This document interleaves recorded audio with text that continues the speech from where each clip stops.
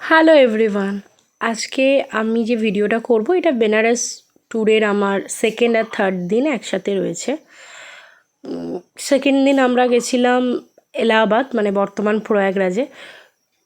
একটা experience share করছি। ওখানে তো দেখার মোটামুটি অনেক কিছু আছে, যেমন ধরো ইচ্ছে ছিল ফার্স্টে যাব ত্রিবেণী সঙ্গম দেখতে, তারপরে বৃন্দাচল যাব, চুনার ফোর্ট যাব এবং আরও আশেপাশে যা যা জিনিস আছে সবটাই দেখাবো। সবটা তো আমাদের জানা নেই কখন কোন জায়গাটায় গেলে ভালো হবে।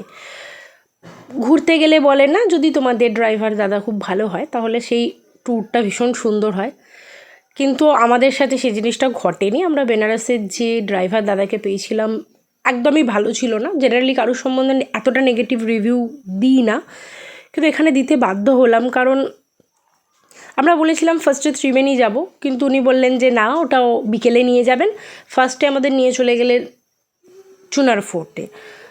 ভালো, কিন্তু ওটা বিকেলে গেলেও মনে হয় যে ভালো হতো। তো সেরকমভাবে এখন চুনার ফোর্টে অনেকটা কাজও চলছে, একদমই অল্পই দেখার আছে।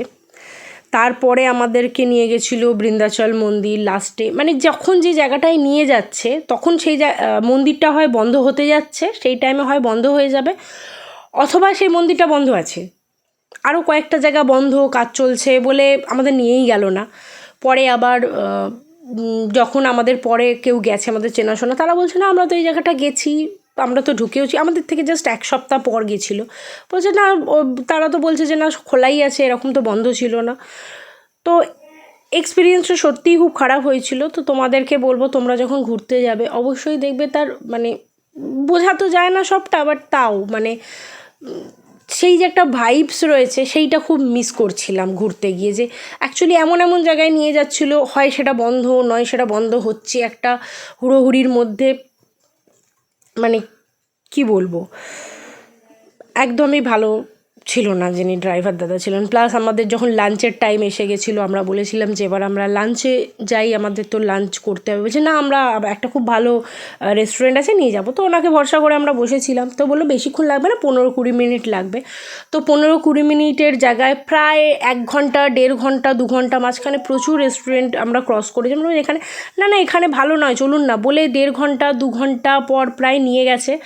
গিয়ে খাবার ভালো ছিল, নো ডাউট ভালোই ছিল, কিন্তু তাও মানে 2 ঘন্টা সবাইয়ের খিদে পেয়ে গেছে, প্রত্যেকেই মনে হচ্ছিলো যেন শরীরটা খারাপ করে গেছিলো। দিয়ে একদম বিকেলবেলা আমরা গেছিলাম ত্রিবেণী সঙ্গম দেখতে,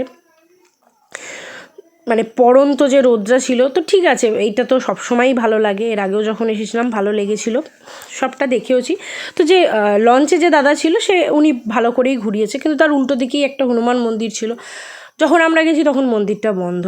ওখানে একটা ফোর্ট ছিল, বললো জানি না ওটা ঢুকতে দেয় কি দেয় না। তো যাই হোক, তো ওভারঅল মানে ম্যাক্সিমামটা গাড়িতেই বসা হয়েছে, এবং যে জায়গাগুলো আমরা দেখতে চেয়েছিলাম, আরও ভালো করে ঘুরতে চেয়েছিলাম, তো সেটা হয়নি। কিন্তু সেই জায়গায় আমরা যে গয়া বা রাজগীরে আমরা যে ড্রাইভার দাদাকে পেয়েছিলাম, খুব ভালো ছিল, মানে প্রচণ্ড ভালো দেখিয়েছিল, প্রত্যেকটা জিনিস এত সুন্দর করে দেখিয়েছিল। লাস্ট আমরা একটা সতীপীঠে গেছিলাম, যেখানে আমরা আলটিমেটলি একটা মন্দির খোলা পেয়েছিলাম। তো যাই হোক, এরকম এক্সপিরিয়েন্স মাঝে মাঝে হয়ে যায়। তো লাস্ট দিন ভোরবেলা আমরা বেনারসের যে মেন নৌকা বিহার হয়, সমস্ত ঘাট লঞ্চে বসে ঘুরে দেখানো, তো সবটাই দেখেছিলাম, খুব ভালো লেগেছে। অবশ্যই একটা তো আলাদা ব্যাপার রয়েছে। এর আগে গিয়ে সন্ধেবেলা নৌকা বিহার করেছিলাম, এবারে ভোরবেলা নৌকা বিহারটা করেছিলাম, অসাধারণ, মানে দারুণ। তো এটা না এলে তো বেনারস ঘোরাটাই অসম্পূর্ণ। তো যাই হোক, আমাদের বেনারস ট্যুর এখানেই শেষ হচ্ছে।